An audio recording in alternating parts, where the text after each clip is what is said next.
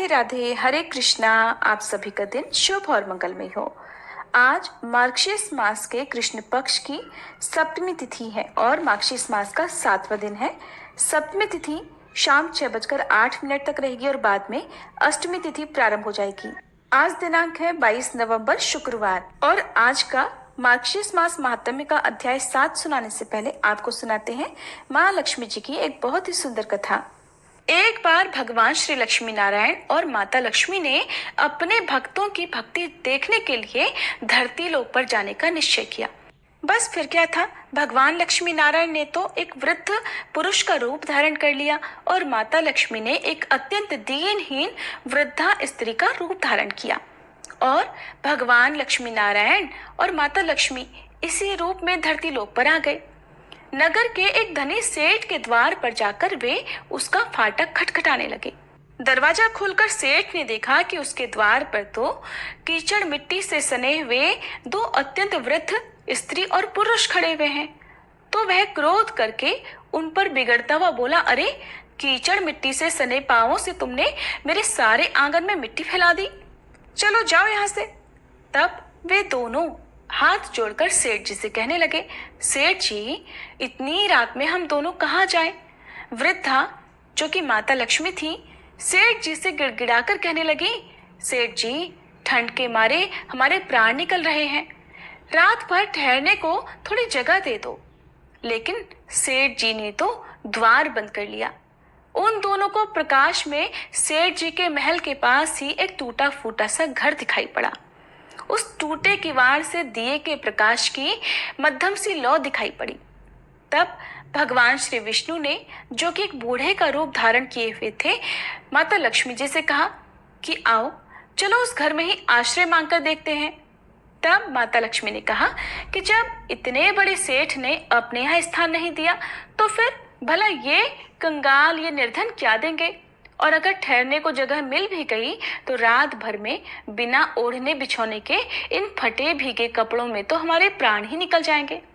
तब भगवान लक्ष्मी नारायण बोले कि कुछ भी हो, मुझसे तो अब बिल्कुल नहीं चला जाता। ऐसा कहते ही उन्होंने थोड़ा आगे बढ़कर उस टूटे फूटे द्वार को खटखटाया। दूसरे ही क्षण हाथ में दिया थामे, मैली फटी साड़ी पहने एक कमजोर सी स्त्री ने द्वार खोला। उन दोनों की दशा देखते ही करुणा भरे स्वर में वह स्त्री बोली, हाय आप लोग इस अंधेरी रात में कहाँ भटक रहे हैं? आइए आइए भीतर आ जाइए। उन्हें सहारा देकर वो अपने घर के भीतर ले गई। छोटी सी कोठरी में दो टूटी फूटी चारपाइयां पड़ी थी।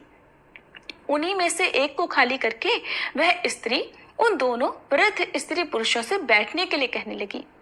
दोनों के कपड़ों से पानी चू कर कोठरी गीली हो गई, किंतु उस स्त्री ने उसकी बिल्कुल भी परवाह नहीं की, बल्कि जल्दी जल्दी अंगीठी में आग सुलगाकर उन दोनों वृद्ध स्त्री पुरुषों को आग तापने के लिए कहा।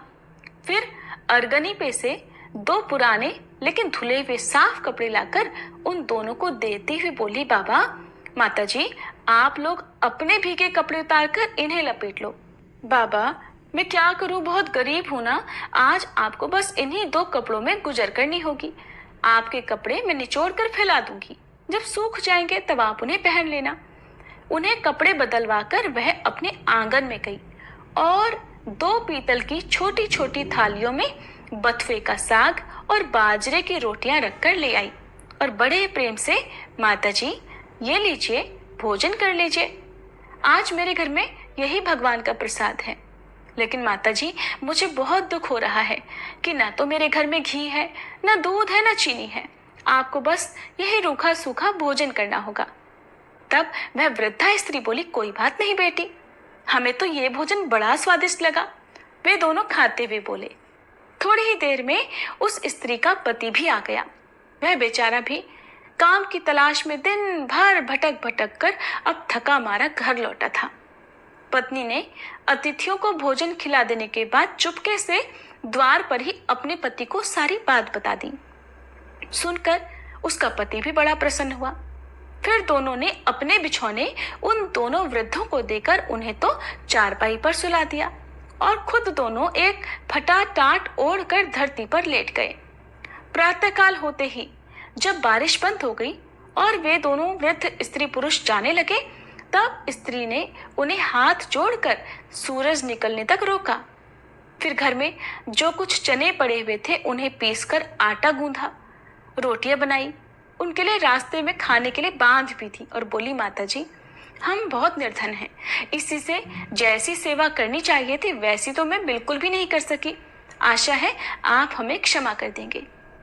बूढ़ी स्त्री अर्थात माता लक्ष्मी ने उत्तर दिया, बेटी हम गरीबों की जो सेवा तुमने की है उसका फल तुम्हें भगवान अवश्य देंगे। आज तू जो भी चीज को छुएगी वो दिन भर खाली नहीं होगी। ऐसा कहकर वृद्ध रूपधारी भगवान लक्ष्मी नारायण और माता लक्ष्मी जी तो वहां से चले गए। अब उस स्त्री को अपनी बथुए की हांडी को साफ करने की याद आई। रसोई में जाकर जैसे ही उसने हांडी उठाई तो देखकर उसकी आंखें आश्चर्य से खुली की खुली रह गई। उस हांडी में अशर्फियां भरी हुई थी। अब जो उसने उसे उलटकर रखा तो वो दोबारा भर गई। जैसे ही वह स्त्री उन अशर्फियों को हांडी से निकालकर एक तरफ रखती कि वह हांडी दोबारा से अशर्फियों से भर जाती। ऐसा करते करते दिन भर में उसकी कोठरी अशर्फियों से भर गई। बस फिर तो उसके पति ने उन अशर्फियों को बेचकर बढ़िया सा घर ले लिया, एक कपड़े की दुकान खोल ली, घोड़ा गाड़ी खरीद ली और वे अब बड़े सुख से रहने लगे। उधर उस सेठ को जब ये पता चला कि उसके निर्धन पड़ोसी एक रात में ही अमीर हो गए हैं, तो उसने उस स्त्री और उसके पति को बुलाकर सारी बात पूछी। स्त्री बड़ी भोली भाली थी, उसने बड़ी सरलता से सारी बात सेठ को बता दी। अब तो सेठ और सेठानी को रात दिन यही चिंता रहने लगी कि किसी प्रकार वे करामाती वृद्ध स्त्री पुरुष मिल जाएं तो वे भी घर भरकर अशर्फियां प्राप्त कर लें। भगवान तो सब लोगों के मन की बात जान ही लेते हैं। एक रात जब बहुत जोर की बारिश हो रही थी, ओले भी पड़ रहे थे, तब वही वृद्ध स्त्री पुरुष यानी कि भगवान लक्ष्मी नारायण और माता लक्ष्मी जी फिर उसी सेठ के द्वार पर पहुंच गए और दरवाजा खटखटाने लगे। खटखटाहट सुनते ही सेठ ने बिजली के प्रकाश में से झांक कर उन दोनों को पहचान लिया और जल्दी जल्दी सेठानी को उन्हें लेने के लिए भेजा। बिजली बुझाकर एक दिया हाथ में लेकर सेठानी बाहर आई और झूठी ममता दिखाकर बोली, हाय हाय बाबा, तुम कहाँ भटक रहे हो, आओ अंदर आ जाओ। फिर घर की सबसे टूटी फूटी चारपाई पर उन्हें बिठा दिया। घर में बहुत सारे गर्म कपड़े होते हुए भी वो उनके लिए जानबूझकर 2 फटे पुराने वस्त्र लेकर आई और बोली, बाबा घर में इस समय बस यही है। फिर उनसे बिना पूछे ही घर की सबसे घिसी पुरानी थालियों में बथुए का साग और बाजरे की रोटी भी ले आई। ओढ़ने को 2 फटे कंबल भी कहीं से मांग कर दे दिए। फिर सेठ सेठानी भी उसी कमरे में गद्दे बिछाकर धरती पर लेट गए। सुबह अंधेरे होते ही जब वे दोनों वृद्ध स्त्री पुरुष वहां से जाने लगे तो सेठानी ने चने पीस कर रोटी बनाई और उनके लिए बांध दी और बोली, माता हम बड़े दरिद्र हैं, आपकी बिल्कुल भी सेवा नहीं कर पाए, आशा है आप हमें क्षमा कर देंगी। तब वृद्धा रूपधारी माता लक्ष्मी जी ने कहा, बेटी जैसी सेवा तूने की उसका फल तुझे भगवान अवश्य देगा। हाँ, आज तो जिस भी काम को अपने हाथ में लेगी वो दिन भर समाप्त नहीं होगा। उन लोगों के जाते ही सेठ सेठानी में झगड़ा हो गया। सेठ चाहता था कि बथुए की हांडी मैं खोलूं और सेठानी चाहती थी कि मैं खोलूं। अंत में दोनों ने एक साथ हांडी पकड़ी और अपनी अपनी तरफ खींचने लगे। इसी छीना झपटी में हांडी टूट गई और कमरे में बथुआ ही बथुआ बिखर गया। सेठानी झाड़ू लेकर कमरा धोने लगी। जब वह कमरा साफ करती तुरंत ही कमरे में बहुत सारा और बथुआ बिखर जाता। सुबह से शाम हो गई और सेठानी हाथ में झाड़ू लेकर कमरा साफ करती रही। इसलिए सच ही कहा है, जिसकी जैसी नियत होती है भगवान उसे वैसा ही फल देते हैं। प्रेम से बोली श्री लक्ष्मी नारायण भगवान की जय, लक्ष्मी माता की जय। अब सुनिए आज का अध्याय। तो इससे पहले के अध्याय में आपने जाना था कि किस प्रकार देवर्षि नारद ने नारायण मुनि से उस व्रत के बारे में जानना चाहा था जिसे एक समय भगवान शिव ने देवी पार्वती से करने के लिए कहा था। उस व्रत का नाम है पुण्यक व्रत। श्री नारायण मुनि कहते हैं कि हे नारद, पुण्यक व्रत का विधान सुनकर देवी पार्वती जी का मन प्रसन्न हो गया। फिर उन्होंने व्रत की संपूर्ण विधि के विषय में प्रश्न करना आरंभ कर दिया। देवी पार्वती बोली, हे नाथ, आप वेद वेताओं में श्रेष्ठ, करुणा के सागर और परात्पर हैं। हे दीनबंधु, कृपया इस व्रत का सारा विधान मुझे बताइए। प्रभु, कौन कौन से द्रव्य और फल इस व्रत में उपयोगी होते हैं? इसका समय क्या है? किस नियम का पालन करना होता है? इसमें आहार का अर्थात भोजन का क्या विधान है और इसमें क्या फल होता है? ये सब मुझे विनम्र सेविका से वर्णन कीजिए। साथ ही एक उत्तम पुरोहित, पुष्प एकत्रित करने के लिए ब्राह्मण और सामग्री जुटाने के लिए भृत्यों को भी नियुक्त कर दीजिए। इनके अलावा और जो भी व्रत के लिए उपयोगी वस्तुएं हैं जिन्हें मैं नहीं जानती हूँ, वह सब भी एकत्रित करवा दीजिए, क्योंकि स्त्रियों के लिए तो स्वामी ही सब कुछ प्रदान करने वाला होता है। स्त्रियों की 3 अवस्थाएं होती हैं, कौमार, युवा और वृद्ध। कौमार अवस्था में पिता, युवा अवस्था में पति और वृद्धावस्था में पुत्र हर प्रकार से पालन करने वाले होते हैं। प्राणनाथ, आप तो सर्वात्मा, ऐश्वर्यशाली, सर्वसाक्षी और सर्वज्ञ हैं, सब कुछ जानते हैं। इसलिए अपने आत्मा की निवृत्ति का कारणभूत एक श्रेष्ठ पुत्र तो मुझे अवश्य ही प्रदान कीजिए। भगवान, ये तो मैंने अपनी जानकारी के अनुरूप आप जैसे महात्मा से निवेदन किया है। आप तो सभी के आंतरिक अभिप्राय के ज्ञाता और परम ज्ञानी हैं। भला मैं आपको क्या समझा सकती हूँ? ऐसा कहकर पार्वती जी ने बड़े प्रेम से अपने पतिदेव के चरणों में अपना माथा झुका दिया। तब कृपा सिंधु भगवान शिव कहने को तत्पर हुए। भगवान कहने लगे कि देवी, मैं इस व्रत की विधि, नियम, फल और व्रत में उपयोगी द्रव्यों और फलों का वर्णन करता हूँ, सुनो। इस व्रत के लिए मैं फल पुष्प लाने के लिए 100 शुद्ध ब्राह्मणों को, सामग्री जुटाने के लिए 100 भृत्यों को और बहुसंख्यक दासियों को और पुरोहित के स्थान पर सनत कुमार जी को, जो संपूर्ण व्रतों की विधि के ज्ञाता, वेद वेदांत के पारंगत विद्वान, हरि भक्तों में सबसे श्रेष्ठ, सब कुछ जानने वाले और उत्तम ज्ञानी और मेरे ही समान है, उनकी नियुक्ति करता हूँ। तुम इन सभी को ग्रहण करो। देवी, शुद्ध समय आने पर परम नियम पूर्वक व्रत का अनुष्ठान करना चाहिए। प्रिय, माघ मास की शुक्ल त्रयोदशी के दिन इस व्रत का शुभारंभ होता है। उत्तम व्रती को चाहिए कि व्रत के आरंभ से पहले दिन उपवास करे और शरीर को अत्यंत निर्मल करके यत्न पूर्वक वस्त्रों को धोकर स्वच्छ कर ले। फिर दूसरे दिन सुबह सवेरे जल्दी उठ जाए और मुख को शुद्ध करके फिर निर्मल जल में स्नान करे। फिर हरि का ध्यान करके आचमन करे और पवित्र हो जाए। फिर भक्ति सहित श्री हरि को अर्घ्य देकर जल्दी ही अपने घर लौट आए। वहां पर धुली हुई धोती और चादर धारण करके पवित्र आसन पर बैठे। फिर आचमन और तिलक करके अपना नित्य कर्म समाप्त करे। सबसे पहले प्रयत्न पूर्वक पुरोहित का वरण करके स्वस्ति वाचन पूर्वक कलश की स्थापना करें। फिर वेद विहित संकल्प करके इस व्रत का अनुष्ठान करें। किसी भी व्रत में, जैसा कि मैं आपको हर वीडियो में बताती हूँ, कि अगर आप कोई व्रत करते हैं, पहली बार कोई व्रत प्रारंभ करना चाहते हैं, तो उसका संकल्प जरूर लेना चाहिए। भगवान शिव कहते हैं कि इन सब के बाद सौंदर्य, नेत्र दीप्ति, विविध अंगों के सौंदर्य, पति सौभाग्य आदि के लिए तरह तरह की वस्तुओं के संख्या सहित समर्पण करने की बात कहकर फिर से बोले कि देवी, पुत्र प्राप्ति के लिए कूष्मांड, नारियल, जंबीर और श्रीफल, इन फलों को श्री हरि को समर्पित करना चाहिए।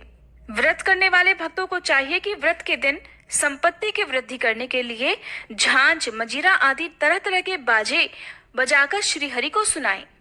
फिर स्वामी की भोग वृद्धि के लिए भक्ति पूर्वक श्री हरि को मनोहर खीर और शक्कर युक्त घी और पूड़ी का भोग प्रदान करें।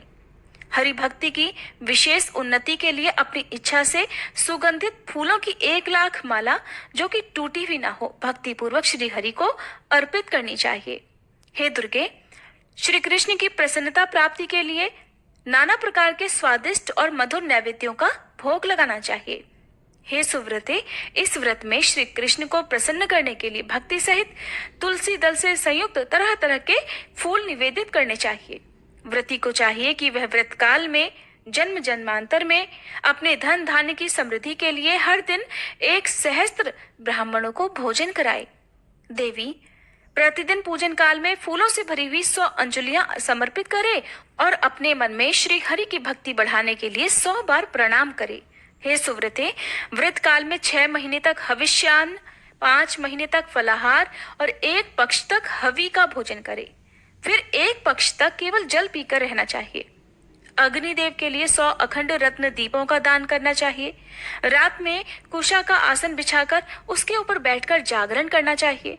देवी, इस प्रकार व्रत के भलीभांति पूर्ण होने पर फिर उद्यापन करना चाहिए। उस समय 360 डलियाएं जो कि वस्त्रों से ढकी हुई और भोजन के पदार्थों, यज्ञोपवीत और मनोहर उपहारों से सजी हुई हो, उन्हें दान करना चाहिए। 1360 ब्राह्मणों को भोजन और 1360 तिल की आहुतियां देने का विधान है। फिर व्रत समाप्त हो जाने पर विधि पूर्वक 1360 स्वर्ण मुद्राओं की दक्षिणा देनी चाहिए। इसके अलावा व्रत की समाप्ति के दिन दूसरी दक्षिणा भी बताऊंगा। देवी, इस व्रत का फल यही है कि श्री हरि में भक्ति दृढ़ हो जाती है। श्री हरि के समान तीनों भुवनों में विख्यात पुत्र उत्पन्न होता है और सौंदर्य, पति, सौभाग्य, ऐश्वर्य और अतुल धन की प्राप्ति होती है। हे महेश्वरी, यह व्रत प्रत्येक जन्म में समस्त मनोवांछित सिद्धियों का बीज है, जिसका मैंने इस प्रकार वर्णन किया। इसलिए हे देवी, तुम भी इस व्रत का अनुष्ठान करो, साध्वी तुम्हें पुत्र उत्पन्न अवश्य होगा। ऐसा कहकर शिव जी मौन हो गए। श्री नारायण जी कहते हैं, हे नारद, इस प्रकार व्रत के विधान को सुनकर देवी का मन प्रसन्नता से खिल उठा। फिर उन्होंने अपने स्वामी शिव जी से दिव्य और शुभ कारिणी व्रत कथा के विषय में जिज्ञासा प्रकट की। श्री पार्वती जी ने पूछा कि हे नाथ, ये व्रत और इसका फल तो और इसका विधान तो बड़ा ही अद्भुत है। भला किसने इस व्रत को प्रकाशित किया और इसकी श्रेष्ठ कथा का भी वर्णन कीजिए। तब श्री महादेव जी बोले, प्रिय, मनु की पत्नी शत्रुपा, जो पुत्र के दुख से दुखी थी, ब्रह्मलोक में आकर ब्रह्मा जी से बोली। शत्रुपा ने कहा, हे ब्राह्मण, आप तो जगत का पालन पोषण करने वाले और सृष्टि के कारणों के भी कारण हैं। इसलिए आप मुझे ये बतलाने की कृपा करें कि किस उपाय से बांझन को पुत्र उत्पन्न हो सकता है, क्योंकि हे ब्राह्मण, उसका जन्म, ऐश्वर्य और धन सब निष्फल ही होता है। पुत्रवानों के घर में पुत्र के बिना अन्य किसी वस्तु की शोभा नहीं होती। तपस्या और दान से उत्पन्न हुआ पुण्य जन्मांतर में सुखदायक होता है, परंतु पुत्र पिता को अर्थात इसी जन्म में सुख, मोक्ष और हर्ष प्रदान करता है। निश्चय ही पुत्र पुत्र नामक नरक से रक्षा करने का कारण भी होता है। हे ब्राह्मण, आप पुत्र ताप से संतप्त हुई मुझ अबला को पुत्र प्राप्ति का उपाय बतला दीजिए, तभी कल्याण है, अन्यथा मैं पति के साथ ही वन में चली जाऊंगी। आप प्रजा को धारण करने वाली पृथ्वी, धन, ऐश्वर्य और राज आदि ग्रहण कीजिए, क्योंकि हे तात, हम दोनों पुत्रहीनों को पुत्र के बिना इन सबसे कोई मतलब नहीं। साक्षात ब्रह्मा जी से ऐसा कहकर शत्रुपा फूट फूट कर रोने लगी। तब उसकी ओर देखकर कृपालु ब्रह्मा जी ने कहा, वत्से, जो समस्त ऐश्वर्य आदि का कारण रूप, सभी मनोरथों को देने वाला और शुभ कारक है, उस सुखदायक पुत्र प्राप्ति के उपाय का वर्णन करता हूँ, सुनो। हे सुव्रते, माघ मास के शुक्ल पक्ष की त्रयोदशी तिथि के दिन शुद्ध काल में सर्वस्व प्रदान करने वाले श्री कृष्ण की आराधना करके इस उत्तम पुण्यक व्रत का अनुष्ठान करना चाहिए। कर्ण शाखा में इस व्रत का वर्णन किया गया है और इसे पूरे साल तक करना चाहिए। ये सारी अभीष्ट सिद्धियों का प्रदाता और सभी विघ्नों का नाश करने वाला है। व्रत के दिनों में वेदोक्त द्रव्यों का दान करना चाहिए। शुभे, तुम भी इस व्रत का अनुष्ठान करके विष्णु जी के समान पराक्रमी पुत्र प्राप्त करो। ब्रह्मा जी का कथन सुनकर शत्रुपा ने इस उत्तम व्रत का अनुष्ठान किया, जिससे उन्हें प्रेव्रत और उत्तानपाद नामक 2 मनोहर पुत्र प्राप्त हुए। देवहूति ने इस पुण्यप्रद और शुभ पुण्यक व्रत को करके कपिल नामक पुत्र प्राप्त किया, जो सब में श्रेष्ठ, सिद्ध और नारायण के अंश से प्रकट हुए थे। शुभ लक्षणा अरुंधति ने इस व्रत को करके शक्ति को पुत्र रूप में प्राप्त किया। शक्ति पत्नी को इस व्रत के पालन से पराशर नामक पुत्र की प्राप्ति हुई थी। अदिति ने इस व्रत का अनुष्ठान करके वामन नामक पुत्र प्राप्त किया। ऐश्वर्यशालिनी शची ने इस व्रत को करके जयंत नामक पुत्र को जन्म दिया। इस व्रत को करने से उत्तानपाद की पत्नी ने ध्रुव को और कुबेर की पत्नी ने नल कुबर को पुत्र रूप में प्राप्त किया। इस उत्तम व्रत के पालन से सूर्य पत्नी को मनु और अत्रि पत्नी को चंद्रमा पुत्र रूप में मिले। अंगिरा की पत्नी ने भी इस उत्तम व्रत का अनुष्ठान किया था, जिसके प्रभाव से उनके पुत्र बृहस्पति हुए, जो देवताओं के आचार्य कहलाते हैं।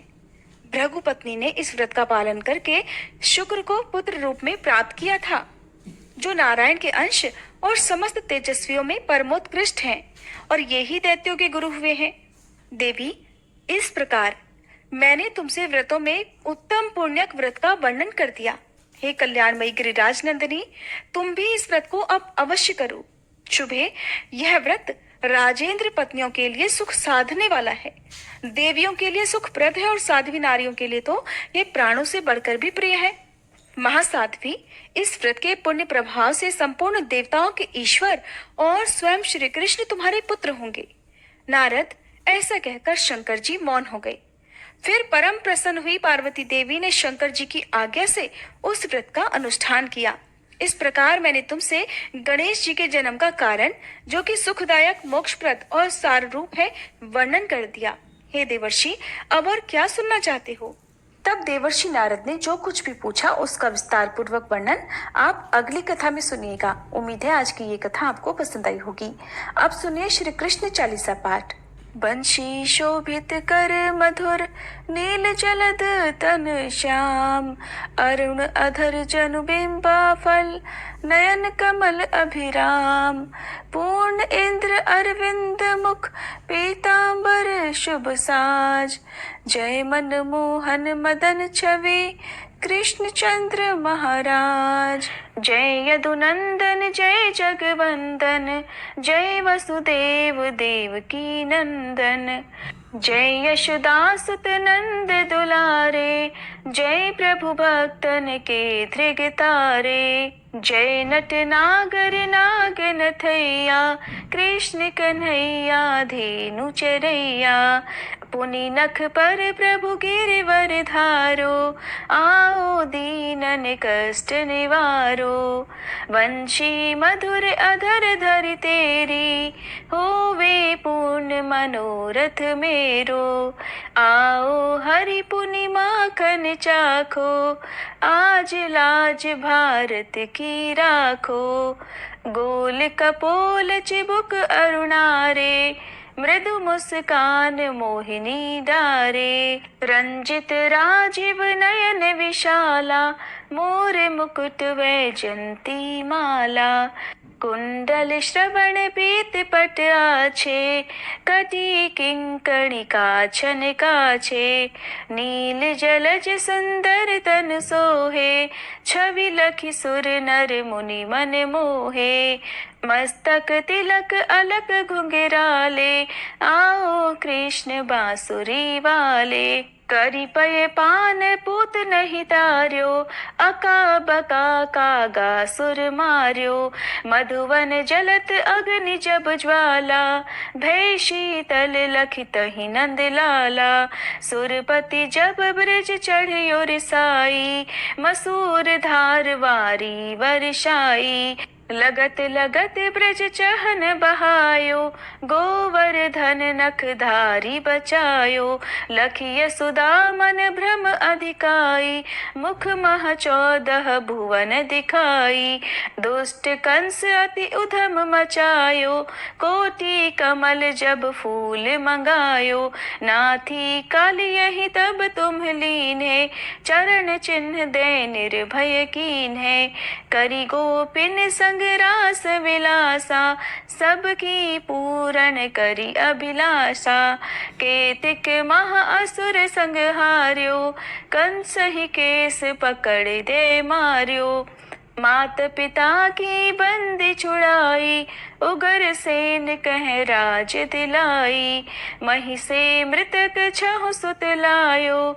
मातु देव की शोक मिटायो, भौमासुर मुर दैत्य संहारो, लाए शत दश सहस कुमारो, दे भी नहीं तृण चीर संहारा, जरा सिंधु राक्षस कह मारा, असुर बकासुर आदिक मार्यो, भक्तन के तब कष्ट निवार्यो, दीन सुदामा के दुख टार्यो, तंदुल 3 मूठ मुख डार्यो, प्रेम के साग विदुर घर मांगे, दुर्योधन के मेवा त्यागे, लखी प्रेम की महिमा भारी, ऐसे श्याम दीन हितकारी, भारत के पारथ रथ हाके, लिए चक्र कर नहीं बलता के, निज गीता के ज्ञान सुनाए, भक्तन हृदय सुधा वर्षाए।